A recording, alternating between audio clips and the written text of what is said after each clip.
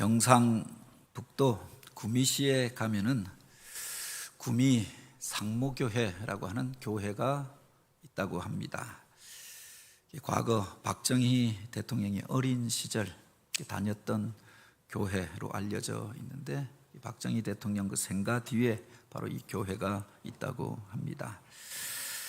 어느 목사님의 글 가운데 이 박정희 대통령에 대한 회한을 적은 글이 있는데, 그분이 교회의 지도자들이 모인 어느 모임에 이 박정희 대통령이 참여하여서 교회에 대한 자기의 추억, 회한을 그렇게 전하여 주었던 적이 있다고 하죠. 제가 어린 시절 우리 동네, 우리 집 바로 뒤에 있었던 그 교회를 어린 시절부터 어린이 교회 학교, 주일 학교를 다녔는데, 여름철이 되어지면 성경학교에 새벽부터 나가서 하루 종일 교회 마당에서 뛰어 놀았고, 또 교회에서 성경 퀴즈를 하는 날이면 그곳에서 늘 1등을 하여서 상을 받곤 하였는데, 어느 날 머리가 조금 큰 이후에 교회에서 큰 싸움이 나서 목사님과 장로님이 싸우는 모습을 보고 그 이후로 교회에 가지 않게 되어졌습니다. 그리고 교회의 지도자들한테 그런 이야기를 했다고 합니다.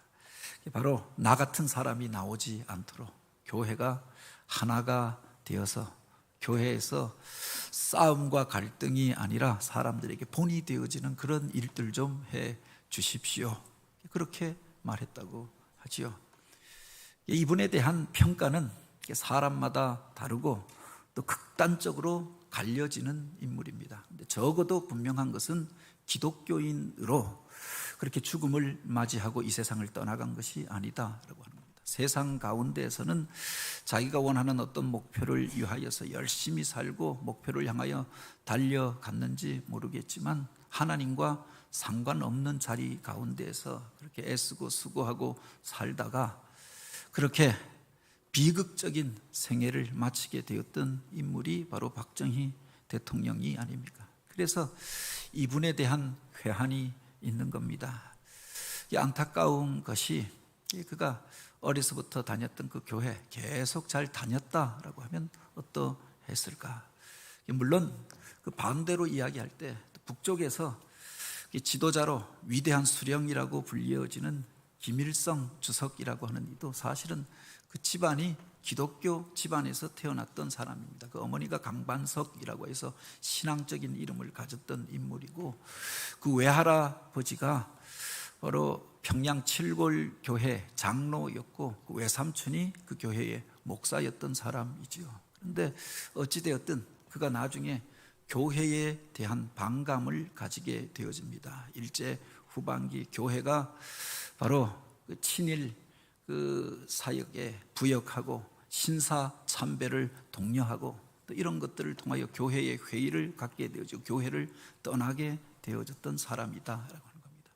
현대사의 많은 비극 가운데 이런 일들이 있었음을, 그 이면 속에 이런 일들이 있었음을 우리가 보게 되어집니다.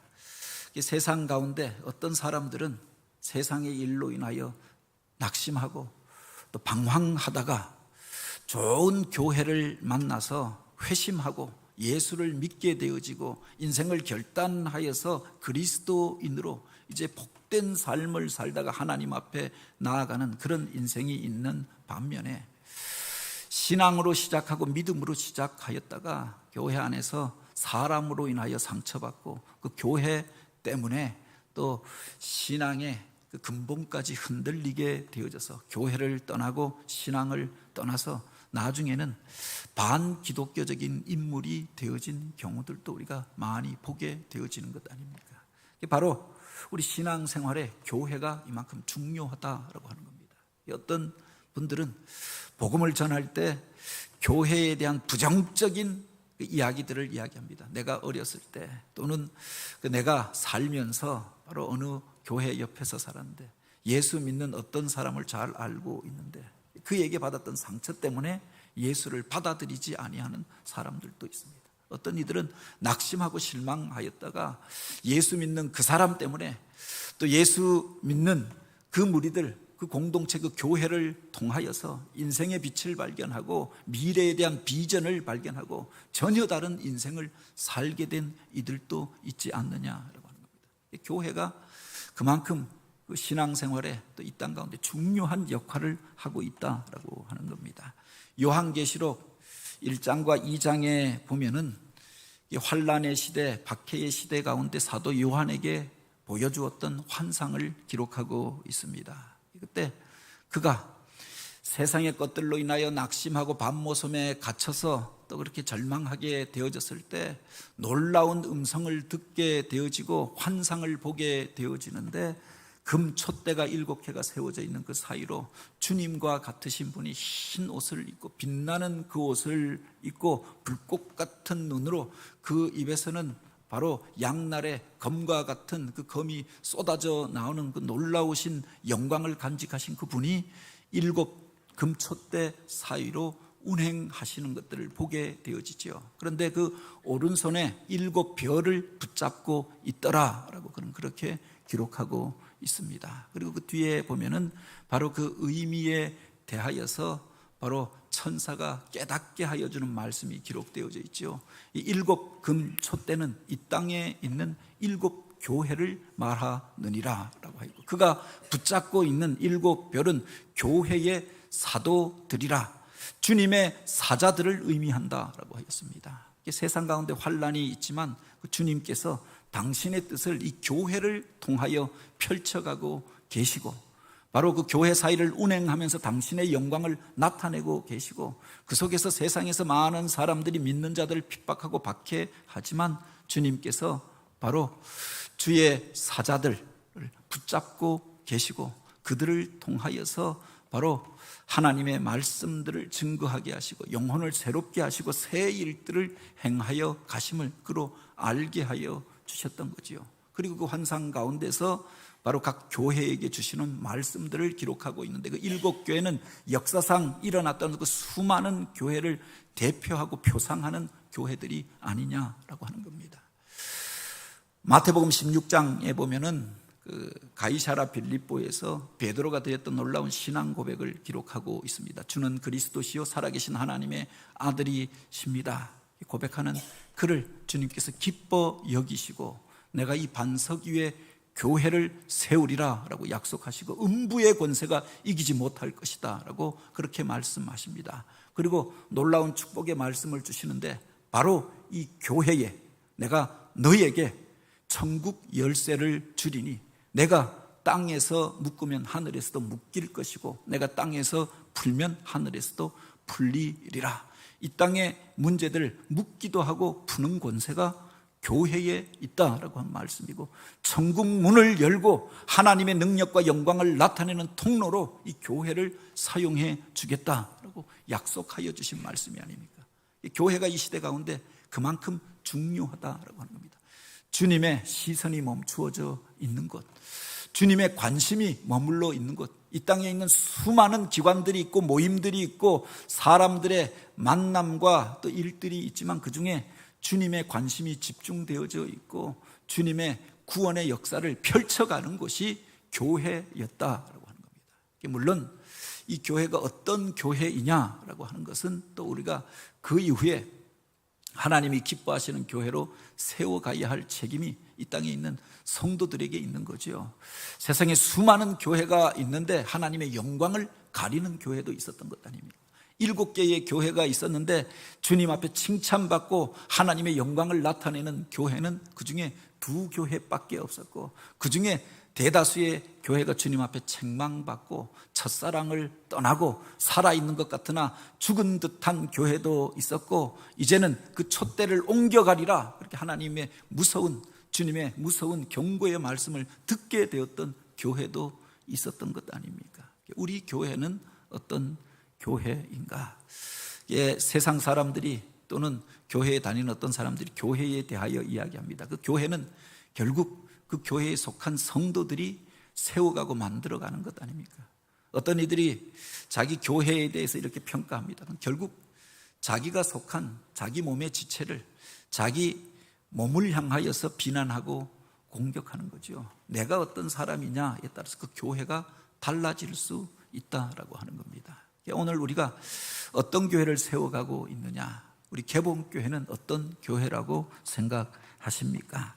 오늘 우리가 읽은 이 본문은 주님께서 기뻐 사용하시던 교회, 역사상 오고 가는 많은 교회 가운데 그 모델이 되어졌던 교회, 세계 선교의 문을 열었던 교회, 안디옥 교회에 대한 또 다른 일면을 기록하고 있는 구절입니다. 사도행전에 보면 하나님이 귀히 쓰셨던 두 교회가 등장하는데, 그 첫 번째 교회가 오순절 성령 강림 사건을 통하여서 바로 이 땅 가운데 세워졌던 첫 번째 교회, 예루살렘 교회였고, 이 교회를 통하여서 세계 교회가 일어나고 시작되어졌습니다. 그리고 사도행전 13장부터 세계 선교의 역사가 일어나게 되어지는데, 그 계기에 쓰임받았던 교회, 세계 선교의 문을 열었던 교회가 바로 안디옥 교회였다라고 하는 겁니다. 하나님이 기뻐하시던 바로 그 교회는 어떤 교회였는가? 하나님께서 어떤 교회를 들어서 사용하셨는가라고 하는 겁니다. 먼저 이 본문을 통해서 우리가 주목하여 볼 수 있는 것이, 여러 사람들, 서로 다른 사람들이 모였지만 그들이 한 마음으로 바로 하나 되어졌을 때 하나님께서 그들을 사용해 주셨다라고 하는 겁니다. 13장 1절에 보면 이 교회에 대하여 이렇게 소개합니다. 안디옥 교회에 선지자들과 교사들이 있으니 곧 바나바와 니게르라 하는 시므온과 구레네 사람 루기오와 분봉왕 헤롯의 젖동생 마나엔과 및 사울이라 라고 하였습니다. 이 교회에서 중요한 역할을 감당하던, 선지자의 역할을 감당하고 교사의 역할을 감당하고 교회의 지도자로 세워졌던 사람 5명을 소개하고 있는데, 전혀 서로 어울릴 수 없을 것 같은 사람들이 함께 모여서 교회를 세워가고 있었던 것을 보게 되지요. 그 첫 번째로 등장하는 인물이 바나바라고 하는 사람입니다. 사도행전 4장에 보면 그의 이름이 처음 등장하는데, 구브로 출신으로 레위인이었고 바로 요셉이라고 불려지던 사람이 바나바였습니다. 그가 바로 구브로에서 많은 돈을 모으고 이제 예루살렘에 왔다가 오순절 성령 강림 사건을 목격하고 은혜 받고 자기 땅을 팔아서 교회에 내어놓으니 교회 안에서 구제와 봉사의 사역이 일어나게 되어졌죠. 많은 사람들에게 위로가 되어지고 또 많은 사람들을 주께로 인도하는데 귀하게 쓰임받았던 인물이 바나바라고 하는 사람입니다. 바로 레위인이라고 하니 어려서부터 제사장의 가문이 아닙니까? 율법에 대해서 철저하게 교육받았던 정통파 유대인 출신이면서 이방 세계에 대해서도 잘 알고 있었던 사람인데, 안디옥의 교회가 세워졌을 때 바로 초대교회 사도들이 그가 가면 이 교회를 바로 이끌 수 있을 것이다, 그를 파송하여서 이 교회의 중요한 지도자로, 초대 담임 목사로 그렇게 쓰임받았던 이가 바나바였다라고 하는 겁니다. 두 번째 인물은 니게로라 하는 시므온을 소개하고 있습니다. 이 니게르라고 하는 말은 니그로라고 하는 말에서부터 나왔다라고 이야기하죠. 니그로라고 하는 말은 검다라고 하는 뜻을 가지고 있고, 지금도 피부색이 검은 사람들, 흑인들을 가리켜서 비하하여서 말할 때 니그로라고 이야기합니다. 피부색이 검은 흑인이었기 때문에 사람들이 그렇게 그를 향하여서 니게르라고 불렀는데, 바로 당시에, 지금도 흑인들을 향하여서 비하하는 그런 말들이 있고 생각들이 있잖아요. 백인들만이 아니라 유색 인종인 우리 황인종도, 동양에서도 흑인에 대하여서 이런 편견이 있습니다. 근데 2000년 전 예수님 당시만 하여도 흑인들은 대부분 노예처럼 사람들 가운데에서 그런 일들을 담당하던 사람들이 아니었습니까? 그런데 흑인이었던, 그렇게 비천한 신분에 있었던 그가 바로 이 안디옥 교회에서 중요한 역할을 감당하며 교회의 지도자가 되어 있었다라고 하는 겁니다. 뿐만 아니라 여기에 보면 구레네 사람 루기오라고 하는 이름이 등장합니다. 구레네라고 하는 곳은 지금으로 말하면 북아프리카의 리비아에 있었던 한 지방을 가리키는 말입니다. 아프리카에 대한 또 편견이 있지 않습니까? 특별히 유대인들은 자기 땅의 본토에 사는 사람들만이 정통파 유대인이라고 이야기하고 생각합니다. 이방 땅에 나가서 부득이하게 흩어져서 살던 사람들, 특별히 아프리카에서 믿던 그 사람들을 향하여서 비하하던 마음들이 있었고 이방인처럼 취급하였다라고 하죠. 그래서 예수님께서 십자가를 지시게 되어졌을 때 힘들어서 쓰러지고 그 무거운 십자가를 짊어지고 그 언덕길을 올라가지 못하니까 로마 군병들이 그중에서 구경하러 왔던 사람들 가운데에서 구레네 사람 시몬을 붙잡아서 바로 대신하여 십자가를 지게 하였다라고 하는 겁니다. 정통파 유대인이라고 하면은 그렇게 함부로 대하지 못하였을 것입니다. 피부색이 검고 머리가 곱슬곱슬하고 무슨 아프리카 사람처럼 보여지고 하니까 함부로 대하여서 그런 험한 일들을 그렇게 시켜도 되는 것처럼 행하였던 거지요. 그런 신분에 있었던 사람, 그런 출신이 바로 루기오였다라고 하는 겁니다. 그가 바로 이 안디옥 교회의 또한 중요한 지도자가 되어졌던 거죠. 어쩌면 그 앞에 보면은 안디옥에 이르러서 바로 구레네 사람과 구브로 사람들을 통하여서 헬라인에게도 복음이 전파되어지고 이방 사람들이 예수를 믿게 되어졌다라고 하는데 그 계기가 되었던 사람이 바로 이 니게르라라고 하는 시므온 그리고 구레네 사람 루기오가 아닌가 생각되어집니다. 그곳에서 이방인들을 전도하고 열심을 내어서 헬라인들까지 주께로 인도하였던 그 사람들, 그가 교회의 중요한 지도자가 또한 되어졌던 거지요. 뿐만 아니라 이런 가난한 사람, 노예 출신, 또 흑인들, 아프리카 출신들만 교회의 지도자가 되어졌던 것이 아니라 여기에 보면 헤롯의 젖동생 마나엔이라고 하는 사람도 있었다라고 했습니다. 여기서 말하는 헤롯이라고 하는 사람은 바로 세례 요한을 목베어 죽였던 그 헤롯을 이야기합니다. 예수님께서 십자가에 매어 달릴 때 바로 예수님을 면전에서 모욕하고 조롱하였던 사람, 그의 젖동생도 바로 교회의 지도자가 되어졌다. 같은 어머니의 젖을 먹고 자란 사람이었다라고 하는 거죠. 그냥 동생이라 하지 않고 젖동생이라고 하였던 것은 바로 형제는 아니었지만 그 궁중에서 같이 자랐던 사람, 바로 귀족이었고 왕족 출신이었고 당시 유대 사회에서 최고위층에 있었던 사람인데 그도 예수를 믿고 교회의 일원이 되어지고 안디옥 교회에서 바로 가르치는 자의 역할을 감당하게 되어졌음을 기록하고 있는 겁니다. 그리고 또 한 사람을 이야기하는데 바로 사울에 대하여서 이야기하고 있는 거죠. 바로 바리새파에 속하였던 열심 당원이었던 사람, 그렇게 당대 최고의 석학이라고 하는 가말레알 밑에서 배우고 어려서부터 바로 할례를 받고 그 유대인의 교육을 받고 자라왔던 사람이 바로 사울이 아닙니까? 바리새파 가운데서도 가장 열심히 있어서 그 율법대로 그렇게 지키고 행하여야 한다라고 생각하였는데 기독교인들을 바라보면서 그것을 지키지 아니하니까 저들을 핍박하고 박해하는데 앞장섰던 사람이 사울이었습니다. 그가 다마색 도상에서 부활하신 주님을 만난 이후에 회심하고 기독교인이 되어집니다. 바나바의 소개로 그가 교회를 출입하게 되어지고 이제 안디옥 교회에 와서 가르침의 사역을 감당하게 되어졌던 거죠. 전혀 다른 사람들입니다. 같이 모여서 사역할 수 없는 사람들이었습니다. 한 사람은 귀족 출신의 왕족이었고 왕궁에서 자란 사람이었고 한 사람은 저 아프리카에서 살던 사람이었고 노예 계층에 있었던 또 유대인들이 그렇게 멸시하던 사람이었습니다. 이것들이 함께 모여서 교회를 세워가고 함께하여서 사역하고 있었다라고 하는 겁니다. 더불어 어떤 사람은 정통파 유대인으로 어려서부터 율법 교육을 받고 그렇게 자기의 구별된 모습을 자랑하던 사람이었고 어떤 사람은 이방인이었습니다. 근데 그들이 함께해서 한 교회에서 신앙생활을 하면서 성도들을 섬기고 있었다라고 하는 거죠. 서로 다른 사람들이었는데 기질도 다르고 출신도 다르고 배경도 다른 사람들이었는데 피부색도 전혀 다른 사람들이었는데 그들이 하나가 되어져서 주님을 섬기고 교회를 세워가며 그 교회가 하나님 앞에 쓰임받게 되어졌던 거지요. 어떤 곳에 가면은 서로 다른 것에 대하여 끊임없이 이야기합니다. 나랑 조금 다른 사람들을 만나게 되어지면 피부색이 다른 사람이 들어오는 것, 이것을 용납하지 않습니다.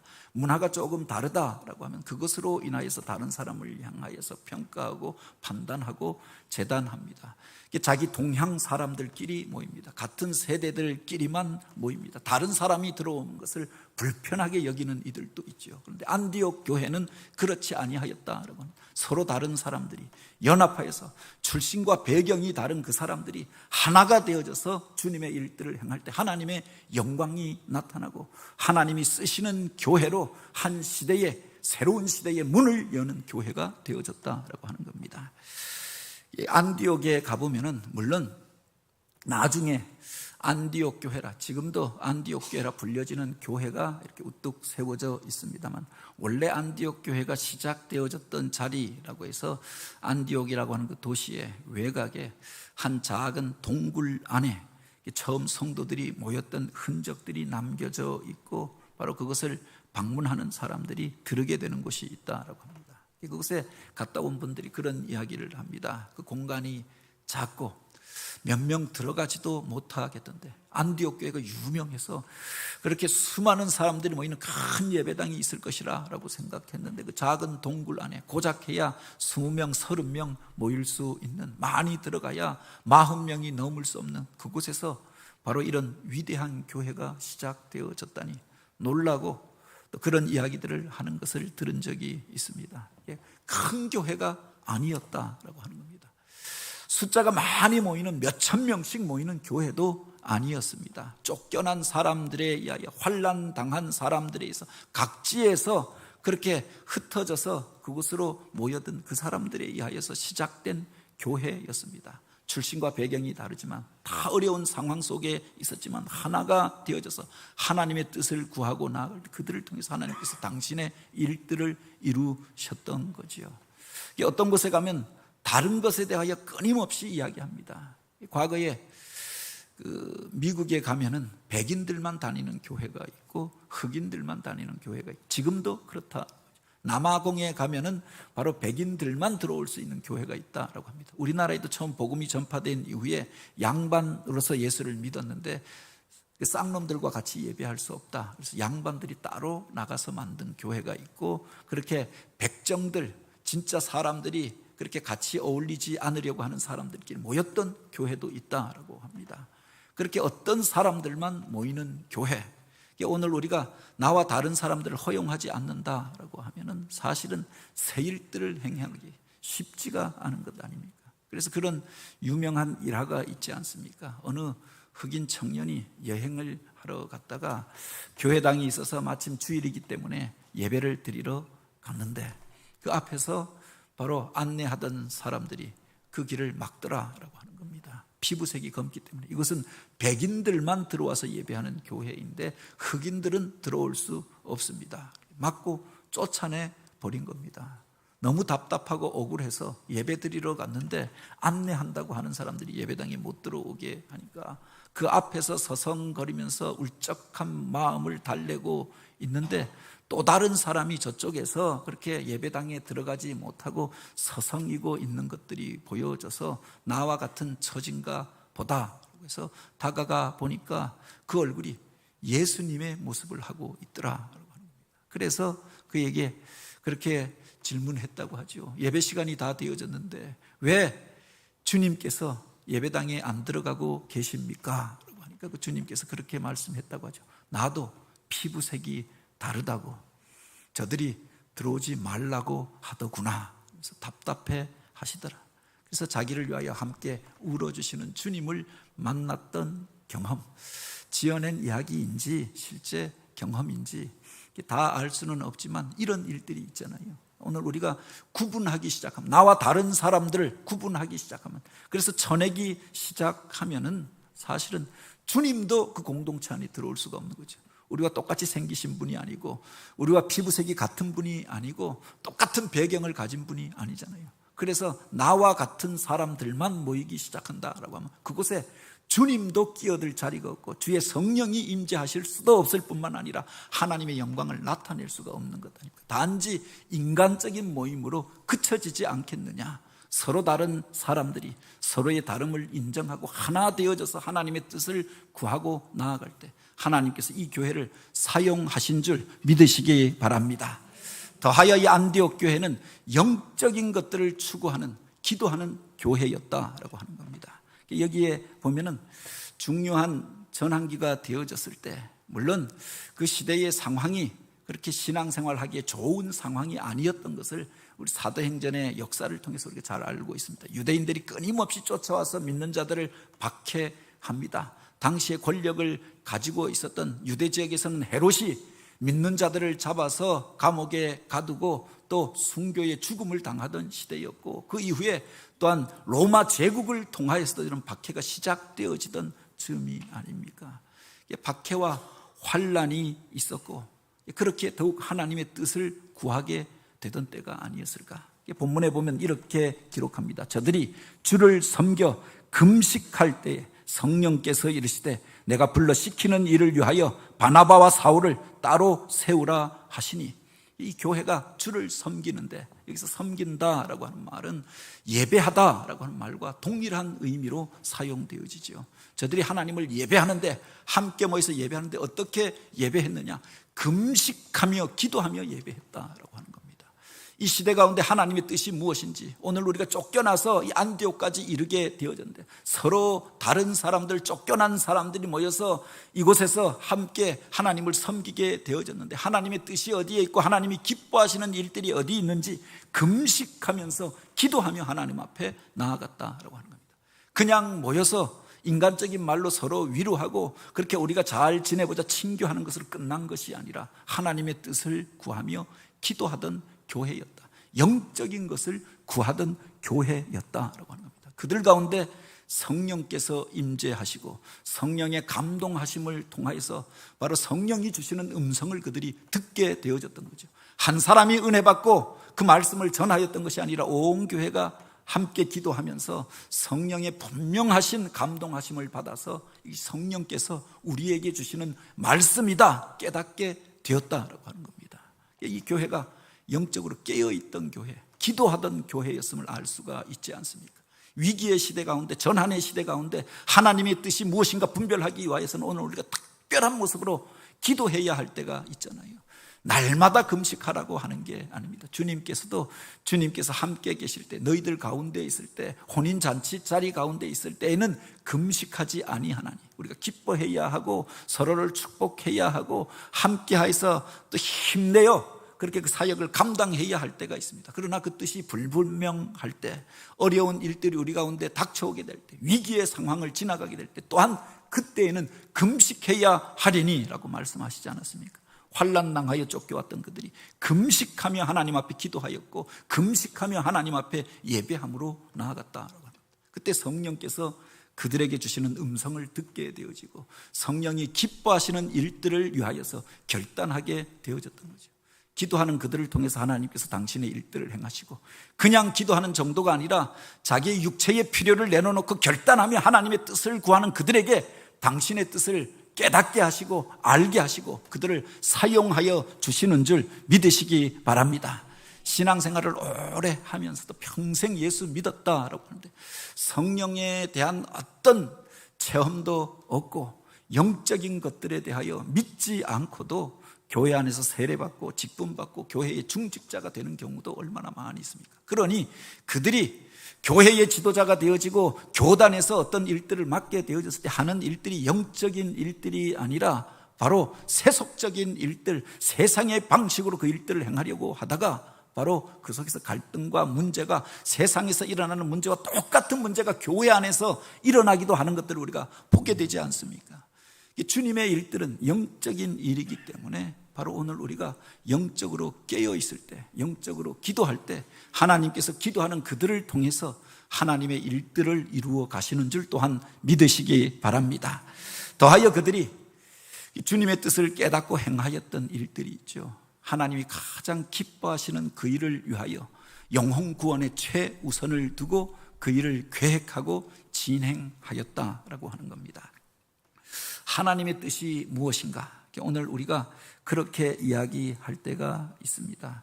바로 하나님 뜻대로 우리를 사용하여 주옵소서 하는데, 그 하나님의 뜻이 과연 어디에 있느냐라고 하는 거죠. 바로 주님께서 우리에게 주셨던 말씀이 있지 않습니까? 내가 하늘로서 내려온 것은 내 뜻을 행하려 함이 아니라 바로 나를 보내신 이의 뜻을 행하려 함이니, 나를 보내신 이의 뜻은 내게 주신 자 중에 하나라도 잃어버리지 아니하고 마지막 날에 다시 살리는 이것이라 라고 하였습니다. 한 곳에 머물지 아니하고 갈릴리 온 고을을 다니며 복음을 전파하십니다. 내가 다른 고을에도 가서 복음을 전하니 내가 이것을 위하여 왔노라 라고 말씀하시고, 잃어버린 자를 찾아 구원하기 위하여 이 땅 가운데 오셨음을 말씀하시지 않았습니까? 하나님은 모든 사람이 구원받고 진리에 이르게 되기를 원하노라. 사도 바울은 또 그렇게 이야기하였습니다. 교회를 세우신 목적이, 교회를 통하여 여러 가지 일들을 행하는 목적이 바로 여기에 있지 않느냐라고 하는 겁니다. 교회 안에서 여러 조직을 세워 놓았습니다. 이름 안에도 남전도회, 여전도회 있습니다. 그런데 행하는 일들이 전도와는 상관없는 일들을 행할 때가 얼마나 많이 있습니까? 교회 안에 여러 사역들이 나누어져 있습니다. 복음 전도를 위하여, 영혼 구원을 위하여서 오늘 우리가 서로 역할 분담을 하여서 그 일들을 행하게 하는 거지요. 교회 학교를 나누어서 어린이 교회, 청소년 교회, 유아 교회를 세워 놓았습니다. 그래서 여름 성경 학교를 하고 또한 그 여름 수련회, 또 전도 행사들을 계획합니다. 그런데 그 속에서 영혼 구원에 대한 관심은 잃어버리고 있다고 하면 가장 중요한 것을 놓치고 있는 것 아닙니까? 프로그램은 하고 행사는 하는데, 그래서 그 행사하고 지쳐서 쓰러지는데, 한 사람을 구원하기 위하여서 영혼 구원을 위한 열정과 마음을 잃어버렸다라고 하면 그 행사를 하는 목적을 잃어버리고 그 기관을 세워버린 목적을 잃어버렸던 거지요. 왜 그들을 흩어지게 하였고 안디옥까지 이르게 하였고 그곳에 교회를 세우셨는가? 그곳에 있는 영혼들을 구원하기 위하여서 그들을 세웠던 거지요. 그들이 기도할 때 하나님의 뜻을 깨닫게 되어졌던 겁니다. 성령께서 그 교회 가운데 두 사람, 가장 중요한 두 사람, 바로 바나바와 사울을 따로 세우라라고 말씀하셨더니, 이 교회가 이를 놓고 이에 금식하고 기도하여 두 사람에게 안수하여 보내니라. 이 교회에 세워지는데 가장 중요한 역할을 하였던 사람이 바나바입니다. 안디옥 교회의 초대 담임 목사라고 할 수 있는 사람이지요.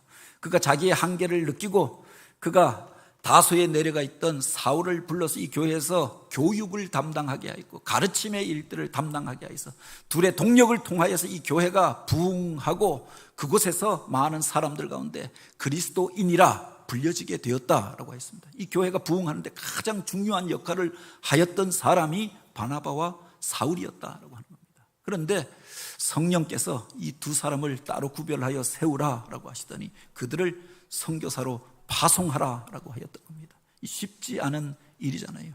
이 교회에서 가장 중요한 사람, 가장 중요한 일들을 감당하는 그 사람을 바로 복음 전도를 위하여, 선교를 위하여 파송하라라고 했어요. 교회가 결단하여서 그 일들을 바로 행할 수 있겠는가? 많은 경우에 우리가 부수적인 일들로 교회 안에서 모여서 행하다가 시간이 남으면 그래도 우리가 1년에 한 번은 전도는 한번 해봅시다 라고 이야기합니다. 또 교회 안에서 예산이 남으면 선교도 하고 또 봉사도 하자라고 이야기합니다. 그런데 가장 중요한 부분을 차지하고 있었던 것이, 그 사역의 최우선 순위를 이루고 있었던 것이 바로 선교에 있었고 전도에 있었다. 교회의 가장 중요한 사람들을 이 일을 위하여 이 교회가 파송하게 되어졌던 거죠. 언젠가 교회 안에서 그런 일이 있습니다. 그 자녀가 입시를 놓고 계속 준비하다가 그렇게 좋은 학교 가려고 열심히 공부하고 또 그렇게 공부도 잘 하던 아이인데 원하던 학교에서 떨어졌습니다. 또 떨어지고 몇 번 떨어지고 나니까 주변에 누군가가 그런 이야기를 했던가 봅니다. 하나님이 신학교 가라고 그랬는가 보다. 그렇게 이야기했다라고. 또 이게 기분이 나빠서 아니 우리 아이를 어떻게 보고 그래서 교회를 떠나겠다, 상처받아서 떠나겠다, 뭐 이런 이야기도 들었습니다. 그 이야기를 들으니까 목사가 더 기분이 나쁜 겁니다. 목사 되는 게 세상에서 다 떨어지고 떨어져서 가는 데가 그렇게 신학교이고 또 그래서 하는 일이 목사인 것처럼 그렇게 권면하는 것도 그렇고 또 그래서 그거 되라고 했는데 우리 아이를 어떻게 보고 무시했다라고 해서 교회 안 다니겠다라고 하는 것도 그렇고, 어쩌면 우리 세대 가운데 이런 풍토가 언제부터 만들어져 버렸다라고 하는 겁니다. 세상에서 안 되면 떨어지면 신학교 가는 것처럼 그렇게 목회하다가 하다가 안 되면, 그래서 이 땅에서 목회할 자리가 없으니까 선교사라도 가볼까, 그렇게 말하고 그렇게 선택하는 경우가 얼마나 많이 있느냐. 내 인생의 가장 황금 토막을 하다못해 이단에서도 저기 후기 그리스도 교회, 옛날에 마릴 성도 교회라고 하는데 젊은이들이, 새파랗게 젊은 20대 젊은이들이 나와서 양복을 입고 가장 멋진 옷을 입고 나와서 거리에서 영어를 가르쳐 주겠다고 전도합니다. 그들이 바로 믿고서 자기 인생의 가장 중요한 토막 20대가 지나기 전에 주를 위하여서, 바로 복음 전하는 일들을 위하여서 최소한 몇 년 이상 헌신하는 것, 그것을 가장 영광스러운 일로 생각한다라고 하는 겁니다. 나이가 지나고 나면은, 청춘의 때가 지나고 나면 이런 일들을 할 수 없을 것이다라고 생각해서 그렇게 선교사로 서원하고 적어도 자기 인생의 몇 년 이상은 가장 아름다운 때 주를 위하여 쓰임받겠다 하는 경우가 있죠. 과거에 우리 부모님들이 그렇게 주의 종으로 우리 가정 안에서 우리 자녀들 가운데 여러 자녀가 있는데 쓰임받기를 원하는데, 가장 그 중에서 똑똑한 아이가, 장자가 그렇게 하나님 앞에 쓰임받기를 소원하여서 내 아들, 내가 소중한 아들을, 첫 아들을 주님 앞에 드립니다. 한나와 같은 기도를 드리고, 그래서 하나님 앞에 그가 쓰임받고 하나님의 영광을 나타냈던 일들이 얼마나 많이 있느냐라고 합니다. 한국 교회가 왜 이렇게 무력화되어졌는가? 안 돼서, 물론 하나님께서 그 귀하던 사람을 낮게 만들어서 주의 종으로 세우는 경우는 있습니다. 그런데 세상 가운데서 내가 실패하여서 먹을 수 없는 그것을 하나님 앞에 드리는 것이 아니라 가장 귀한 것, 가장 중요한 것, 가장 아름다운 그때에 하나님 앞에 드리고자 하는 그 사람, 그를 통해서 하나님께서 역사하시지 않겠느냐라고 하는 겁니다. 안디옥 교회가 그렇게 선택하였다라고 하는 겁니다. 이 교회에서 가장 중요한 사람, 가장 귀히 쓰임받고 있었던 사람, 그 교회에서 갈등이 있고 싸움이 있어서 이 두 사람 내보내면은 이 교회가 편안해지겠다, 그래서 선교사로 파송했던 것이 아니라 교회가 부흥하는 중에 그 교회의 전성기 가운데 그 전성기를 이끌었던 가장 중요한 두 사람을 선교사로 파송하여서 보내매 세계 선교의 일들이 시작되어지고 하나님의 거룩하신 영광이 나타나게 되어졌던 거지요. 원하고 바라기는 오늘 우리가 이 교회와 같이 하나님이 기뻐하시는 모습으로 쓰임받는 교회가 되길 원합니다. 많은 사람들이 이상적인 교회를 찾아서 떠다니는 시대입니다. 코로나 이후에 그 중에서 플로팅 신자들이 그렇게 많이 그렇게 나오게 되었다라고 이야기하죠. 교회 안에서 뿌리 내리지 못하고 더 좋은 교회, 더 이상적인 교회를 찾아다닌다라고 이야기합니다. 그 시대, 오늘 우리 교회가 많은 사람들 가운데에서 하나님의 영광을 나타내는 교회, 사람들 가운데 칭찬받는 것뿐만이 아니라 하나님이 기뻐하시는 바로 그 교회로 한마음 한뜻이 되어져서 표대를 향하여 나아가게 되길 원합니다. 인간적인 일들을 통하여서 도모하고 그것으로 인하여 분주한 그런 사람들이 아니라 영적인 일들에 깨어서 기도하면서 하나님이 기뻐하시는 그 일을 위하여 결단하면서 내 인생의 가장 아름다운 것들을 드리고 우리들 가운데서 가장 소중한 것들을 주를 위하여 영혼을 구원하고 복음이 전파되어지는 자리 가운데서 쓰임받는 복을 누리는 교회, 그래서 하나님의 영광을 나타내는 교회, 역사의 새로운 장을 여는 교회로 쓰임받는 바로 우리 개봉교회가 되어지고 개봉교회의 성도들이 되어지길 주님의 이름으로 축복합니다. 같이 기도드립니다. 오 하나님,